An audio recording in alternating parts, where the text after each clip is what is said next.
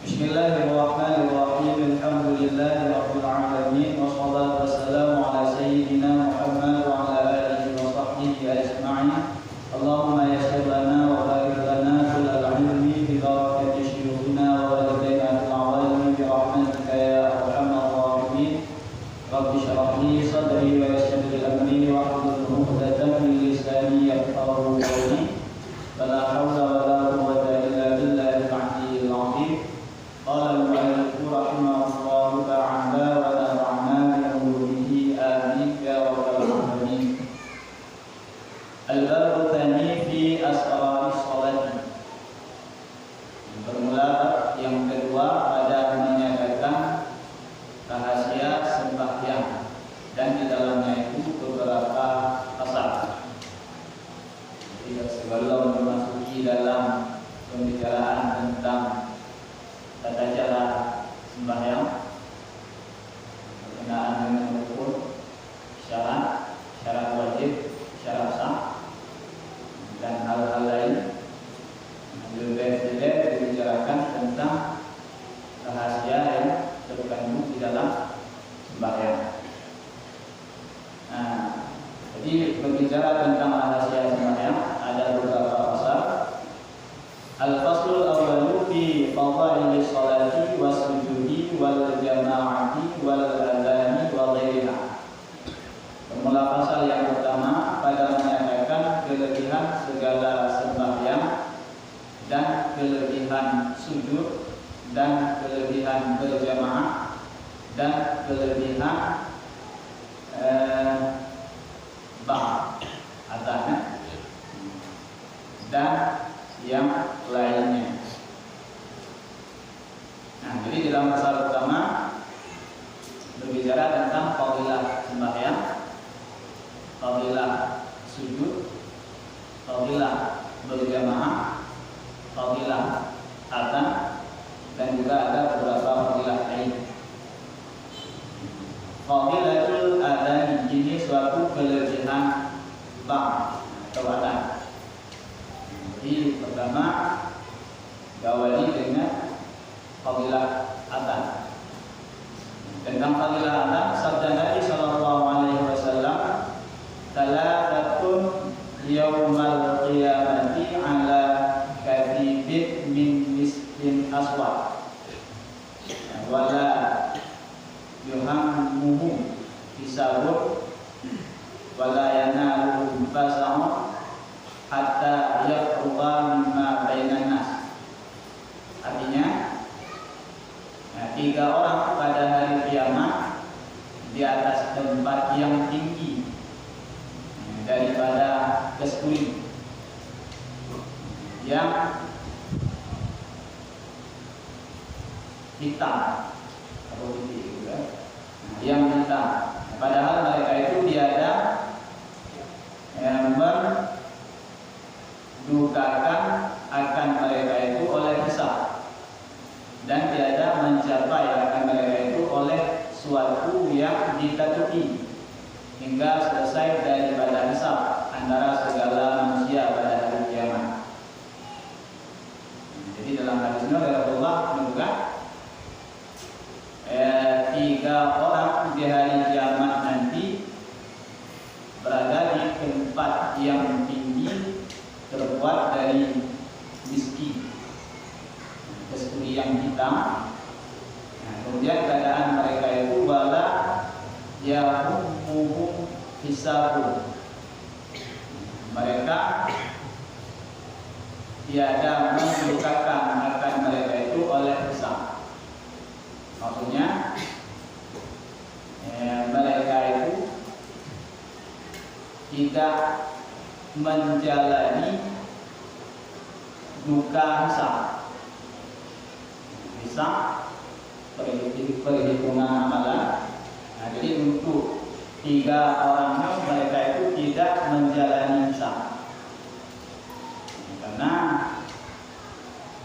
berbicara hisab, lagi yang kita dengar juga rib dan lebu yang dipertanggungjawabkan, lain pun daripada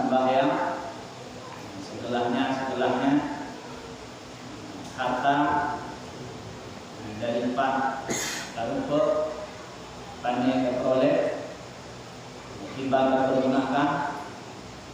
Jadi sedetail mungkin pemeriksaan. Makanya hisabnya jangankan mereka yang banyak salah, misalnya bab harta, urung le harta harus, bab sembahyang, bab puasa, urung hana sembahyang, hana puasa.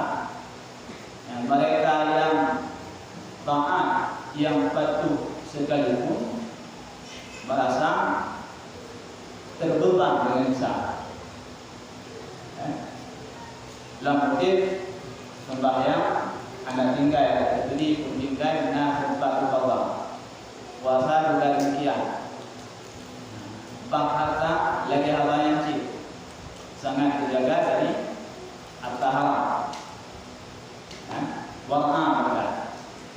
Tapi ketika menjalani hisab untuk orang yang taat tersebut, karena lamanya hisab, karena detailnya pemeriksaan ketika hisab, tetap menjadi beban, tetap menjadi beban. Kamu banding bersih lagi kanyo wate kajak tak jalan na ping na razia, ya kan? Jadi wate razia ada nama yang lewat teman-teman Bandung ditutup, Bandung diperiksa. Urin nasim anasim periksa.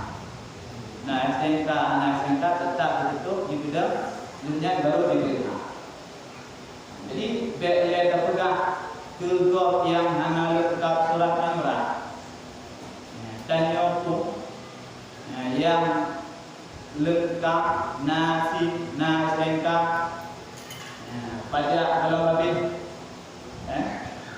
Ketika ada pegang tetap merasa terganggu, okay?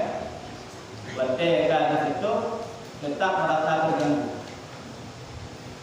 Walaupun sebagai diperintah, kalau nasib SNK dan kelengkapan yang lain sempurna. Tapi dengan dipedang mata, dengan diperiksa mata, merasa terganggu. Apalagi tanya yang lupa mental, nyangka hijau lagi, pucat, ya kan? Padahal salah. Nah, yang pemeriksaan itu ya. Apalagi dengan ketika hisab. Nah, jadi ketika hisab di mahsyar di akhiratnya, walaupun tanya halal masalah dunia, taat masalah dunia, tapi ketika tajalani hisab tetap terbeban, tetap merasa terganggu. Apalagi yang tak hadapi, yang tak bertanggungjawabkan di mahkamah Allah dengan polisi, dengan polisi, dia main polisi juga nampak tidak fair, benar, denda anak dia, yang kan dapat tu, kemudian saja 200, bukan 200 kalah. Tapi ketika ada akhirat, anak menang, hisab seadil lagi. Yang inti, hisab di akhirat, siapapun kita, jangankan belum maksiat, dan yang taat sekalipun tetap akan merasa terbeban, merasa terganggu dengan hisab. Makanya ketika negeri kelepasan daripada hisabnya adalah pemberian yang luar biasa. Pemberian yang luar biasa dan harapan yang paling baik. Termasuk lebih kelepasan dari hisab, tidak merasa duka cita ataupun susah dalam menjalani hisab adalah hero yang akan disebutkan ke depan. Yang belum buka, soal hero belum buka. Misalnya dalam hadis lain ketika menunjukkan si perang kafir yang meninggal di akhir hayatnya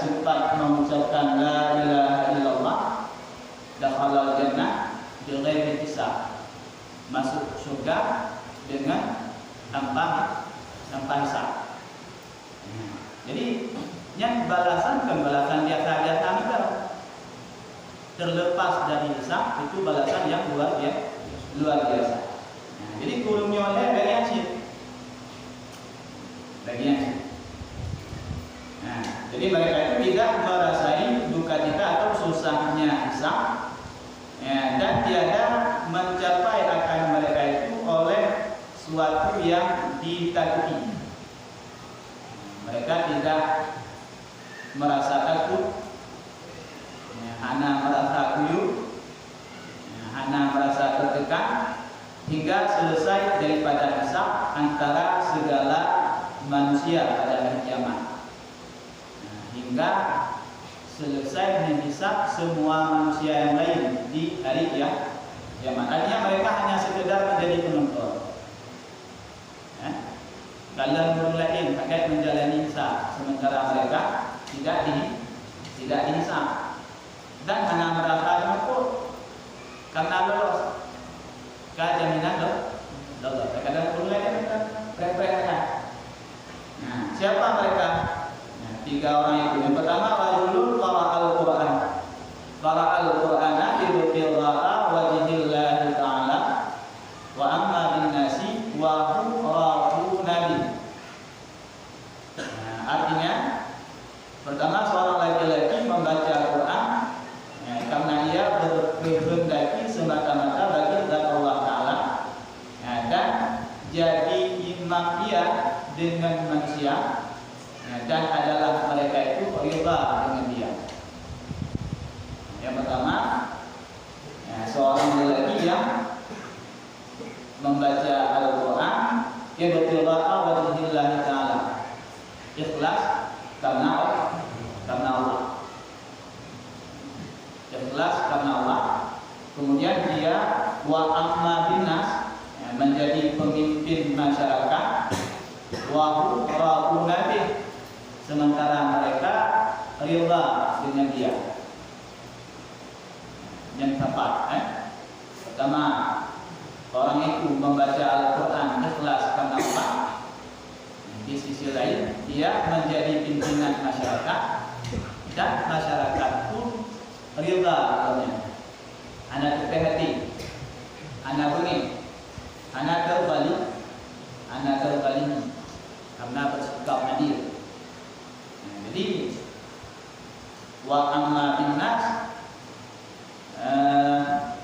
jadi imam ia dengan manusia, nya ada nama pimpinan, ya, menurut mulai dari presiden, ya, ke bawahnya gubernur, bupati, camat, besi, ya, atau bahkan tayo pimpinan daerah, pimpinan balai, ketua lorong, pokoknya siapa saja yang diangkat menjadi pimpinan, kemudian yang dipimpin olehnya itu ridha dengan dia.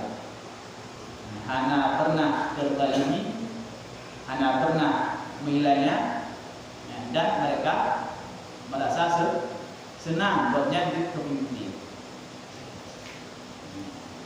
Surah baca Al-Quran yang ikhlas karena menghargai Allah. Surah perlu baca Al-Quran tapi ikhlas, tapi tidak mengharap lain. Lagi surah perlu baca surah Waqiah karena mengharap mudah rezeki. Nah, termasuk adapun surah-surah yang lain. Karena memang fadilah daripada Al-Quran. Kita harapkan ada yang memang kandungan Al-Quran adalah yang nanti itu dipamer, baca Al-Quran dipamer, yang dibalut, yang anak itu kira, karena kita harap lima ganas, dia kata pamer bak manusia, pamer bak masyarakatnya, berarti dia akan mengharap bak masyarakat minimal begitu dia.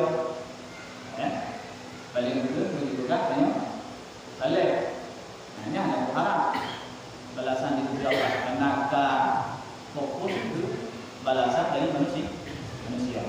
Tapi mengelak tuntutannya Misalnya kita baca surat Al-Waqiah. Nah, di samping ikhlas membaca karena Allah, tapi nak tersirat amati rajin kita baca Waqiahnya karena mengamudah rezeki. Ya, enam boleh. Karena memangnya fadilah daripada kita baca Al-Waqiah. Dan tak harap mudah rezeki ke Allah. Ya kan? Kita baca Waqiah yang tak harap mudah rezeki itu dari manusia. Kan? Tak harap dulu pelancar rezeki yang melancar ke Allah. Sih yang tak harap. Jadi mantap jaga jalurnya. Karena memang masih kami. Angkatnya yang pertama. Berarti yang pertama, nah, seseorang yang tidak akan merasa susahnya hisab sehingga di akhirat, nah, ialah seseorang yang membaca Al-Quran kemudian dia menjadi pemimpin masyarakat, sementara masyarakat rida kepada dia. Yang dua paket, yang tu. Ya, satu paket. Apa paket? Dan bicara mungkin nanti orang mungkin kan? Nanti orang mungkin kan? Yang belum pimpinan keluarga, yang belum pimpinan keluarga. Anak mesti guna kan? Artinya mana? Nasib seseorang rajin membaca Al-Quran, tapi kerja hanya pernah kepimpinan masyarakat. Kadang-kadang masyarakat mau kepimpinan keluarga, anak-anak keluarga. Nah, ada deh. Dia berikut ini, seandainya, posisi katnya sebagai pimpinan masyarakat rela pada dia. Oh ya memang anak